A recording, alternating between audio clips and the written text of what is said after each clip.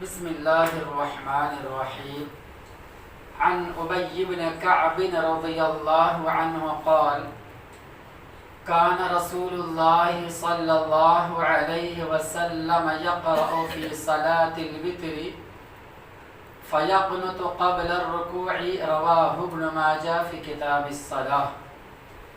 یہ ابن ماجہ کی صحیح روایت ہے جو ابھی میں نے آپ حضرات کے سامنے پیش کی۔ یہ روایت ابو داؤد میں، ترمذی، نسائی، ابن ماجہ اور مسند احمد ساری حدیث کی کتابوں مل جائے گی۔ دیکھو، ایک دفعہ سیدنا ابو ہریرہ رضی اللہ عنہ کہتے ہیں کہ نبی اکرم صلی اللہ علیہ وسلم نے ہمیں 3 نفلی عبادتوں کے بارے میں تاکیدی طور پر وصیت کرتے تھے۔ دیکھو، ایک ہوتا ہے کسی کے لیے حکم جاری کرنا اور ایک ہوتا ہے وصیت۔ یہ دونوں میں فرق ہے۔ وصیت بولے تو یہ بہت ہی سخت تاکیدی کے ساتھ، گویا کہ اس کو کرنا ہی ضروری ہے ایک طریقے سے۔ تو وصیت بڑی اہمیت کا حامل ہوتا ہے۔ تو اللہ کے نبی 3 باتوں کی اور 3 چیزوں پر عمل کرنے کی ہمیں وصیت کی ہے۔ یہ ابو ہریرہ رضی اللہ عنہ کہتے ہیں، حالانکہ کوئی نفلی عبادت ہے، کوئی فرض نہیں ہے۔ کیا چیز؟ ایک تو یہ ہے کہ ہر مہینے کے 3 دن کے روزے رکھنا، نفلی روزہ ہر مہینے 3 دن، یعنی 13، 14، 15، جس کو ایام 20 کہا جاتا ہے۔ اور دوسری وصیت اللہ کے نبی مجھ سے یہ کی کہ رات کو سونے سے پہلے روزانہ عشاء کے بعد وتر کی نماز پڑھ لینا۔ یہ حکم ان لوگوں کے لیے ہے جو تہجد کو نہیں اٹھتے ہیں، جو راتوں کو قیام لیل نہیں کر پائیں گے، یا یہ کہ کسی کو آج تھکاوٹ زیادہ ہے، آج سونے کا ارادہ ہے، کیا کہتے ہیں تہجد نہیں پڑھ پائیں گے، نہیں اٹھ پائیں گے، تو وتر پڑھ لے تاکہ وتر کی نماز چھوٹ نہ جائے۔ اس اندیشے سے ان لوگوں کے یہ حکم جاری ہے۔ اور تیسری چیز کہا گیا کہ چاش کی کم سے کم 2 رکعت نماز۔ یہ تینوں نفلی عبادت ہے، لیکن میں یہ بتانا چاہ رہا ہوں کہ تینوں نفلی عبادت میں ایک عبادت آیا وتر کی نماز کا۔ تو ابھی میں نے کچھ روز قبل وتر کی نماز کے تعلق سے کچھ باتیں رہ گئی تھی، اس کو پورا کر دیتا ہوں۔ وتر کی نماز یہ عشاء کی نماز کے بعد سے شروع ہوتا ہے، اس کا وقت، اور یہ سنت مؤکدہ، واجب نہیں۔ کچھ لوگ بولتے ہیں واجب الوتر ہے، وتر واجب کے درجے میں نہیں، فرض کے درجے میں نہیں ہے، بلکہ سنت مؤکدہ اللہ کے نبی ہمیشہ پڑھا کرتے تھے۔ تو ایک ہوتا ہے سنت مؤکدہ اور ایک ہوتا ہے سنت غیر مؤکدہ۔ سنت مؤکدہ جس کو سنن رواتب کہا جاتا ہے، سنن غیر رواتب، جس کا مطلب یہ ہوتا ہے کہ وہ کام یا وہ عمل جس پر اللہ کے نبی صلی اللہ علیہ وسلم نے ہمیشہ کیا ہو، کبھی کبھار چھوڑا ہو، وہ سنت مؤکدہ۔ اور وہ عمل یا وہ کام جس کو اللہ کے نبی نے زیادہ چھوڑا ہو، کبھی کبھی کیا ہو، وہ سنت غیر مؤکدہ۔ اس کا الٹا یاد رکھیں۔ تو وتر کی نماز یہ سنت مؤکدہ ہے، یہ واجب اور فرض کے درجے میں نہیں ہے، اور اس کا وقت عشاء کی نماز کے بعد، عشاء کی 2 سنت پڑھنے کے بعد شروع ہوتا ہے۔ اس وقت سے لے کر صبح کی اذان سے پہلے تک پڑھ سکتے ہیں، پوری رات پڑھنے کا اس کا وقت ہے۔ اس بیچ میں جب چاہے پڑھ سکتے ہیں، اس کے لیے کوئی خاص وقت نہیں، ٹھیک ہے۔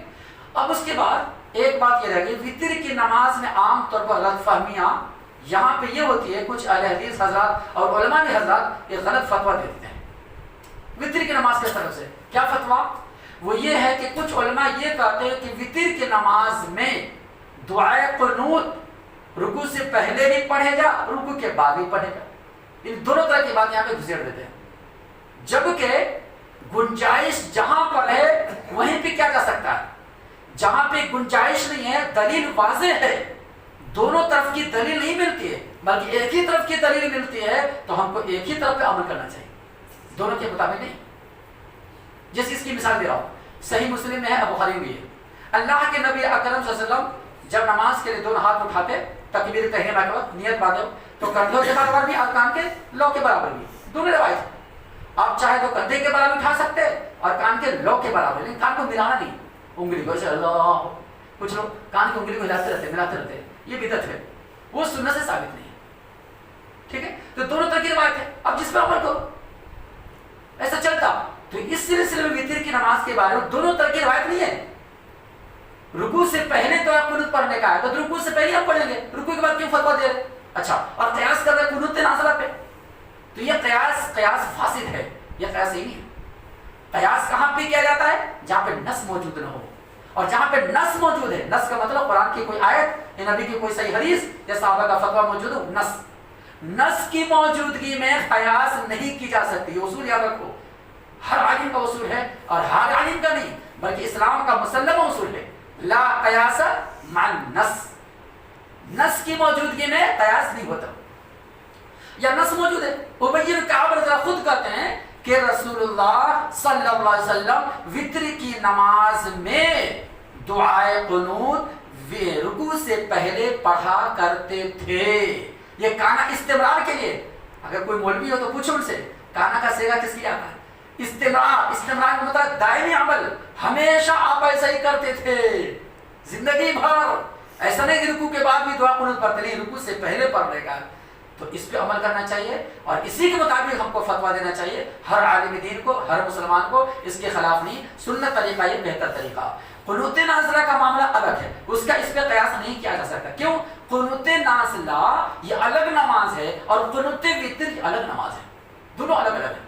کیسے؟ آپ جانتے ہوں گے قنوت نازلہ اللہ کے نبی اکرم صلی اللہ علیہ وسلم کے زمانے میں مسلمانوں پر ایک بڑی آفت آ گئی تھی. 70 قاری کو شہید کر دیا گیا، دھوکہ دے کے لے کے چلے گئے ظالم لوگ. اور 70 سب کے سب حافظ قرآن، قاری قرآن تھے، سب کو شہید کر دیا. اللہ کے نبی کو خبر ملی، اللہ اکبر. تو بضابطہ اللہ کے نبی حکم دے چلو ہم لوگ قنوت نازلہ کا اہتمام کرتے ہیں.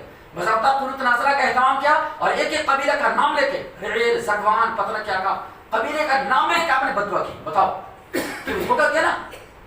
اور یہ فرض نمازیں پڑھا کرتے تھے، مغرب میں، عشاء میں، فجر میں. 1 مہینہ قنوت نازلہ پڑھے. صحیح بخاری میں قنت رسول اللہ صلی اللہ علیہ وسلم یدعو الشہر، 1 مہینہ مکمل کنٹینیو. اور یہ فرض نماز.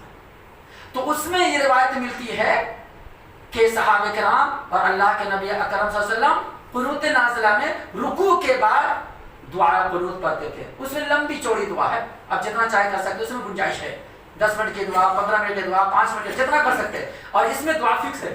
قنوت وتر میں، قنوت وتر دعا فکس، صرف 2 دعا ہے، یاد رکھیں. تیسری دعا ثابت نہیں. کچھ بھی ملا دیتے اس میں بھی لمبی چوڑی دعا. اور دلیل بتاتے امام حرم کعبہ شریف میں ایسا ہو رہا ہے ماشاءاللہ، لمبی چوڑی دعا پڑھتے ہیں نا وتر کی نماز میں آخری جگہ. تو چلو ہم بھی لمبی چوڑی کریں گے. ارے وہاں تک جمعہ کے دن ڈبل اذان بھی ہوتا ہے تو ڈبل اذان دے دو. بھائی ہمارا اصول کیا ہے؟ اہل حدیث کا، اسلام کا اصول یہ ہے کہ کوئی بھی دنیا کا کوئی بھی شخص اگر نبی اکرم صلی اللہ علیہ وسلم کے حدیث کے خلاف ہے تو اس کی فتویٰ، اس کا عمل نہیں لیا جائے گا. نبی کی بات مان گے، چاہے صحابہ کرام ہی کا فتویٰ کیوں نہ ہو. ایک طرف قول رسول اور ایک طرف قول صحابی، دونوں اگر ٹکرا جائے تو قول رسول کو مقدم کیا جائے گا، قول صحابی کو مؤخر کیا جائے گا. ہاں یہ ہمارا اصول ہے اور ہر عالم اس کو مانتا ہے. پھر مانتے تو عمل کیوں نہیں کرتے بھائی؟ سمجھ آ رہا؟ عمل پیچھے کیوں؟ کبھی ان کا حوالہ بتا رہے تو کبھی ان کا حوالہ بتا رہے. کمال کی بات ہے بھائی. یہ حوالہ، یہ سب اجتہادی مسئلہ میں گنجائش ہے، لیکن منصوص جہاں پہ نص سے جو مسئلہ ثابت ہے وہاں پہ گنجائش نہیں ہے. اور ایک بات اور یاد رکھو، جہاں عبادت کا معاملہ جہاں تک ہے، عبادت توقیفی ہوتی ہے.